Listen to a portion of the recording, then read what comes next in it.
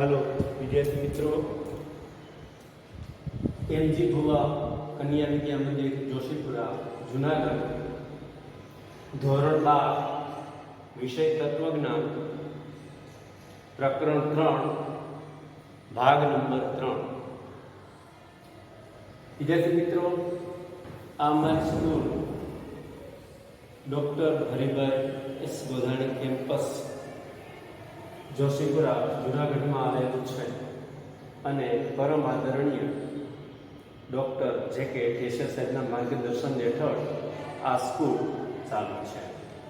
આમાં સામાન્ય પ્રવાહ અને સામાન્ય પ્રવાહની અંદરમાં ધોરણ 12માં વિષય તત્વજ્ઞાનની અંદરમાં પ્રકરણ 3 એમાં ભાગ નંબર 3 અને એની અંદરમાં આપણે ભાગ નંબર 2 ની અંદરમાં જે મુદ્દો ભણ્યા હતા એમાં આ પ્રમાણે એમપી નો પહેલો નિયમ આપણે ભણ્યા હતા।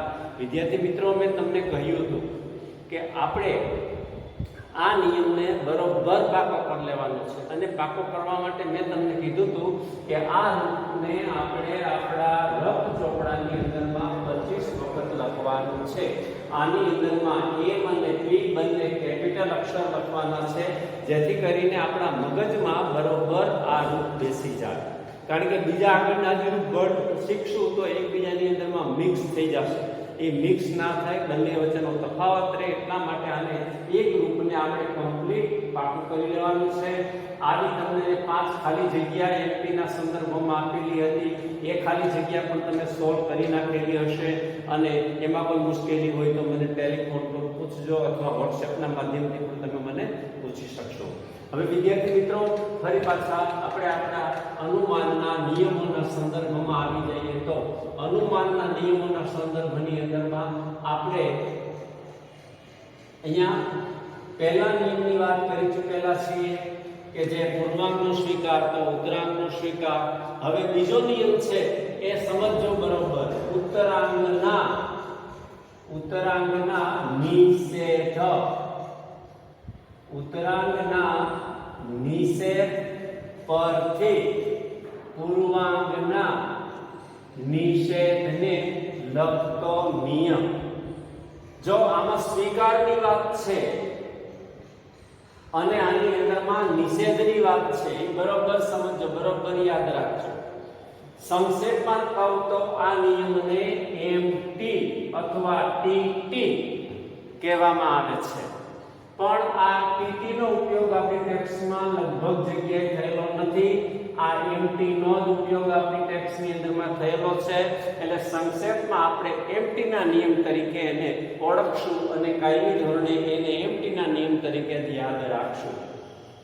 હવે આ નિયમની આપણે પહેલા થોડીક વાત કરી, હવે એની અંદરમાં આવતા 6 મુદ્દાના સંદર્ભમાં વાત કરી દઈએ। એમાંનો પહેલો મુદ્દો એટલે કથન। હવે કથન આ પ્રમાણે છે કે જો પ્રથમ આધાર વિધાન તરીકે પી શરતી ક્યુ અને બીજા આધાર વિધાન તરીકે નિષેધ ક્યુ, આ બે આધાર વિધાનો આપેલા હોય તો તેમાંથી આપણે નિષેધ ક્યુ વિધાનને નિષ્પન્ન કરી શકીએ છીએ। ફરી પાછો બોલી જાઉં, ઘણીવાર બે ગુણની અંદરમાં આવું કથન પૂછાઈ શકે, એટલે આપણે આમ રૂપ યાદ રાખી લેશો તો એને આધારે કથન યાદ રહી જશે।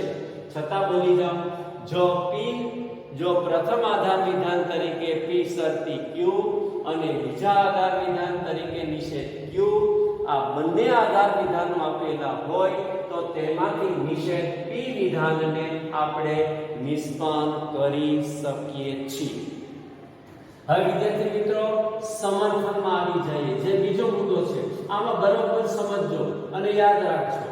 હવે આની અંદરમાં શરતે અને એની સાથે પ્લસ નિષેધ, આ બંને નિયમનો એકી સાથે ઉપયોગ કરીને આ સમર્થનની વાતને સમજાવવાનો અહીંયા આપણે પ્રયત્ન કરીએ છીએ। હવે આમાં વાત કરીએ તો સત્ય અને સત્ય, આ વાત ખાસ ધ્યાનમાં રાખવાની છે। સત્ય આધાર વિધાન, બીજો આધાર વિધાન એ સત્ય તો ફલિત વિધાન સત્ય. આટલું એ સાર સ્વરૂપે છે, ટૂંકમાં યાદ રાખવા માટે. પણ આ બંને નિયમની વાત અને સાંકળીને આ વાત સમજાવી હોય તો એમ કહેવા માંગે છે કે પ્રથમ આધાર વિધાન P શરતી Q એ સત્ય અને બીજું આધાર વિધાન નિષેધ Q આ પણ સત્ય. તો આમાંથી નિષ્પન્ન થતું નિષેધ P વિધાન એ હંમેશાને માટે અસત્ય જ હોય છે. એ કદી પણ સત્ય હોઈ શકે નહીં. હવે સત્ય કેમ ના હોય એની વાત આપણે સમજવી હોય તો અહીંયા મેં આકૃતિ દોરીને આ વાત સમજાવેલી છે. આ પ્રમાણે તમે જોશો એટલે વાત તમને સમજાઈ જશે. હવે એ કે છે P શરતી Q સત્ય એટલે આપણે સત્ય મૂકી દઈએ છીએ. હવે એ કે છે કે નિષેધ Q એ પણ સત્ય. હવે નિષેધ Q સત્ય હોય તો આ Q નું મૂલ્ય કેવું બની જાય વિદ્યાર્થી મિત્રો? નિષેધના નિયમ પ્રમાણે કેવું બની જાય? અસત્ય.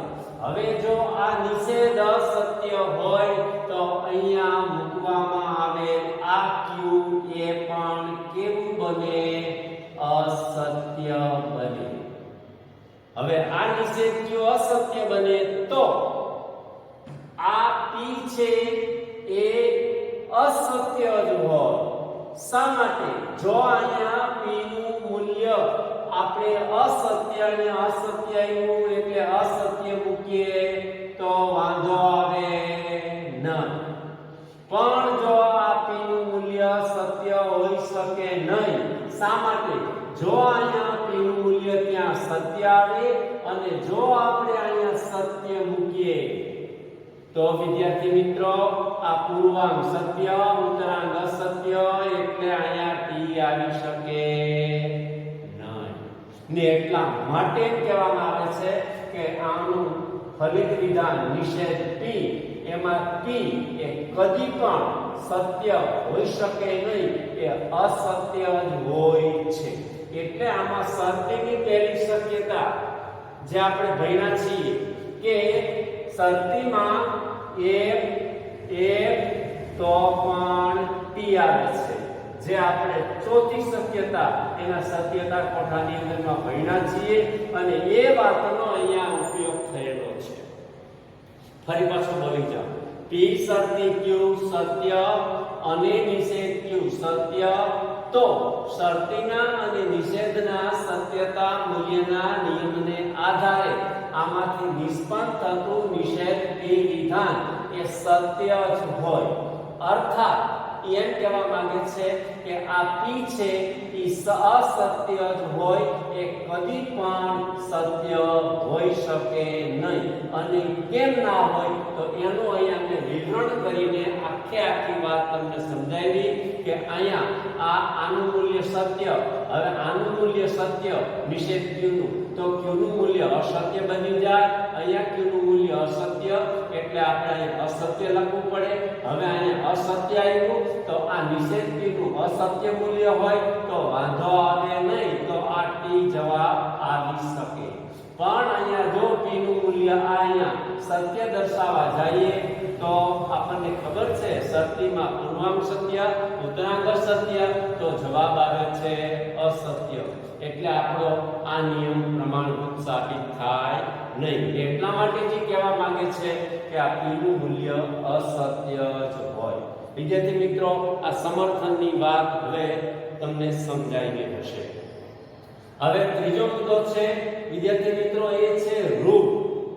હવે રૂપની અંદરમાં એમ કહેવા માંગે છે કે P શરતી Q અને નિષેધ Q એ બંને આપેલા હોય તો તેમાંથી નિષેધ P ને નિષ્પન્ન કરી શકાય છે. હવે આમાં મૂકવામાં આવેલા P અને Q જો વિદ્યાર્થી મિત્રો આ કથન અને સમર્થનમાં મૂકવામાં આવેલા P અને Q જોઈ લો. બોર્ડની પરીક્ષામાં કથન સમર્થનનો 2 ગુણનો પ્રશ્ન પૂછાય તો કેપિટલ અક્ષર જ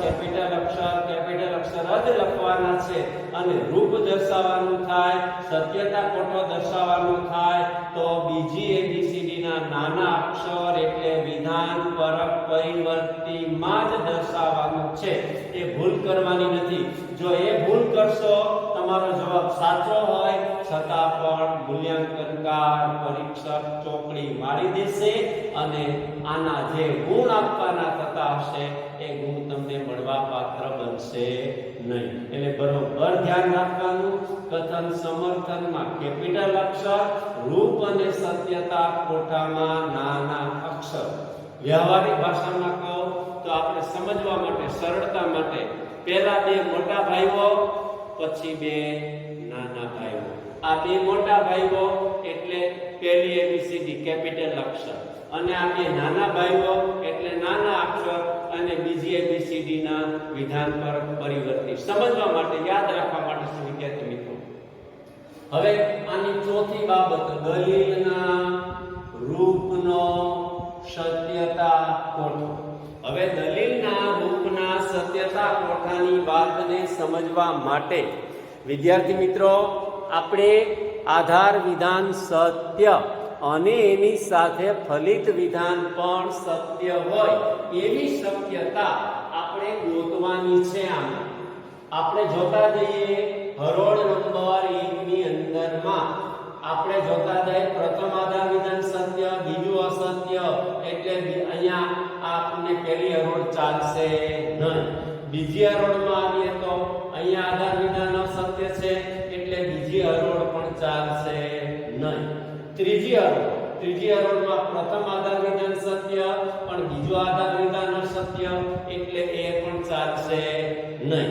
હવે ચોથી હરોળમાં આવી જઈએ તો ચોથી હરોળની અંદરમાં પ્રથમ આધાર વિધાન સત્ય, બીજું આધાર વિધાન સત્ય, તેથી ફલિત વિધાન પણ સત્ય છે. એટલે વિદ્યાર્થી મિત્રો આપણે યાદ રાખવાનું છે બંને આધાર વિધાન સત્ય હોય અને એની સાથે ફલિત વિધાન સત્ય હોય એવી એક શક્યતા અથવા એક કરતા વધુ શક્યતા આપણને પ્રાપ્ત થવી જોઈએ.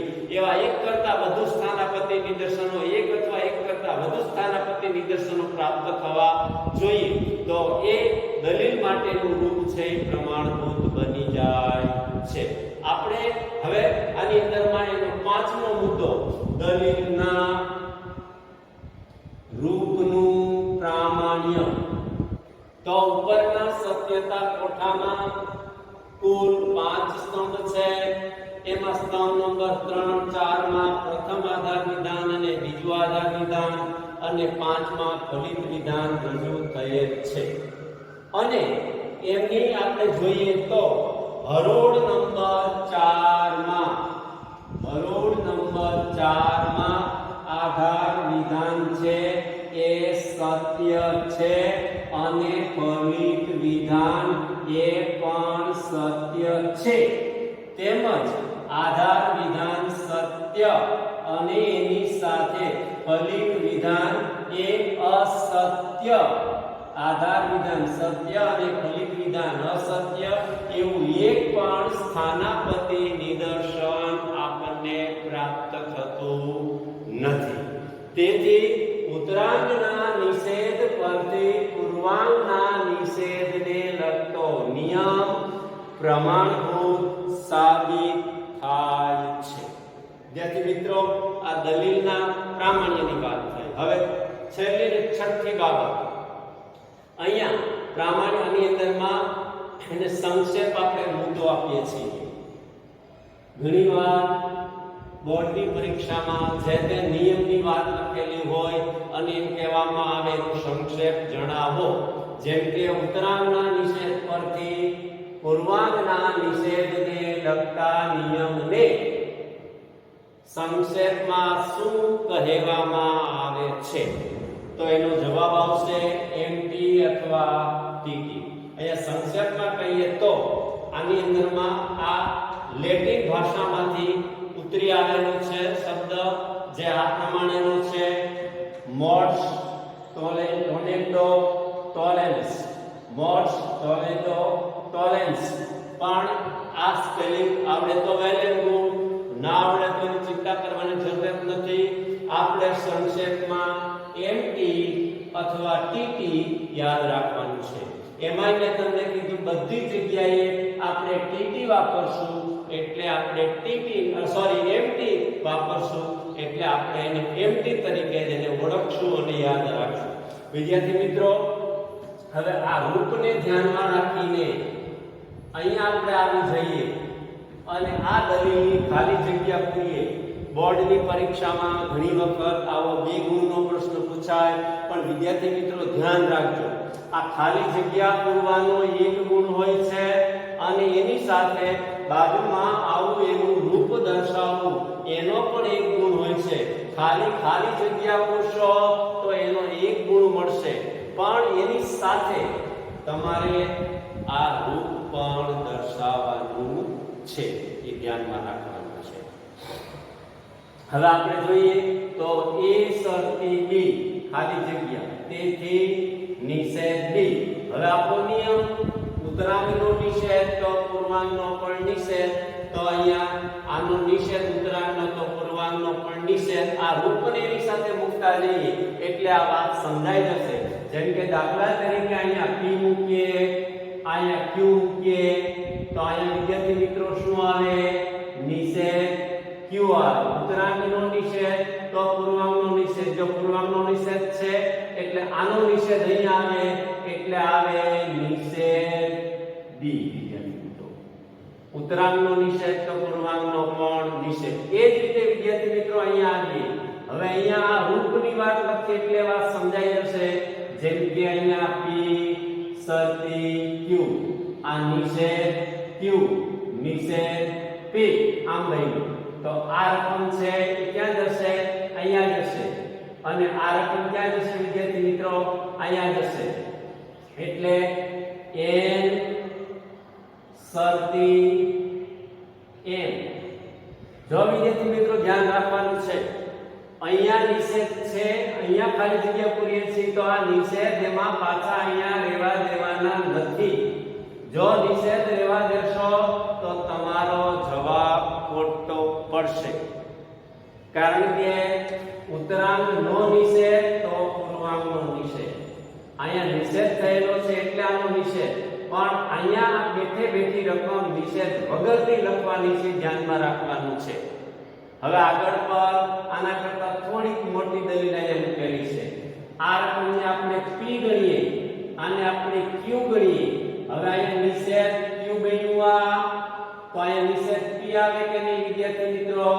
એટલે નિષેધ કૌંસમાં e સમુચય 1. પણ આ કૌંસ કરવાનું ભૂલવાનું નથી, કૌંસ રાખવાનું છે, કારણ કે આખા આ વિધાનનો નિષેધ થાય છે, નહીં કે માત્ર નિષેધ e નો નિષેધ. એ ધ્યાનમાં રાખવાનું છે, કારણ કે આ આખી રકમની પૂર્વાંગ ગણવાની છે. શરતી ભાઈ અહીંયા છે.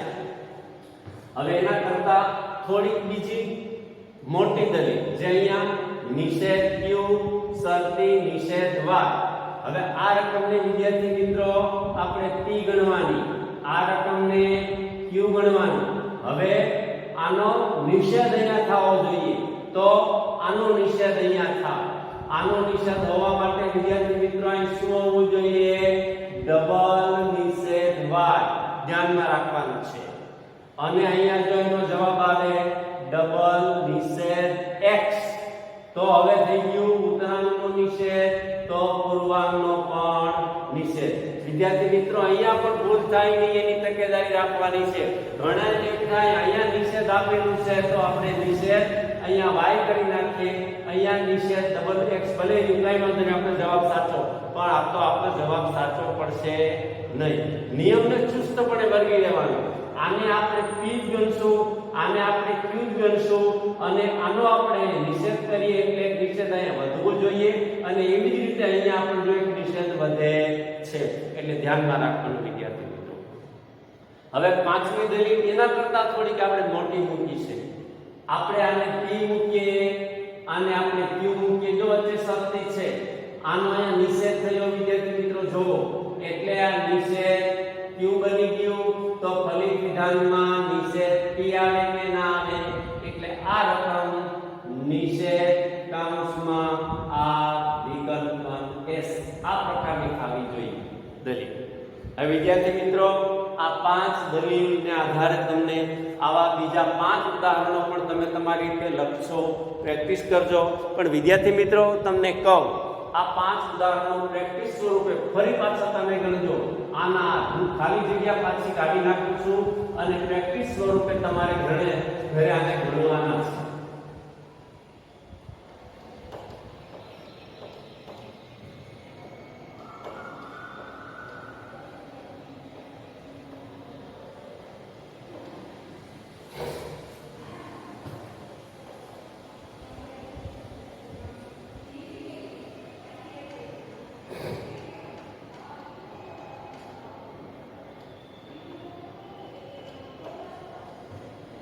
બોર્ડની પરીક્ષાની અંદરમાં પણ વિદ્યાર્થી મિત્રો મુશ્કેલી આવે, મૂંઝવણ આવે, કોઈ ચિંતા કરવાની જરૂર નથી. આવી દલીલ પૂછાય એને રૂપ યાદ રાખવાનું, રૂપ મૂકતું જવાનું આ પ્રમાણે, એટલે તરત તમને જવાબ દેખાવા મળશે કે આની અંદરમાં એમપી ના નિયમનો ઉપયોગ કયો, એમટી ના નિયમનો ઉપયોગ કયો, કે હજી આપણે બીજા આગળ નિયમ ભણશું એનો તમને ખ્યાલ આવી શકશે.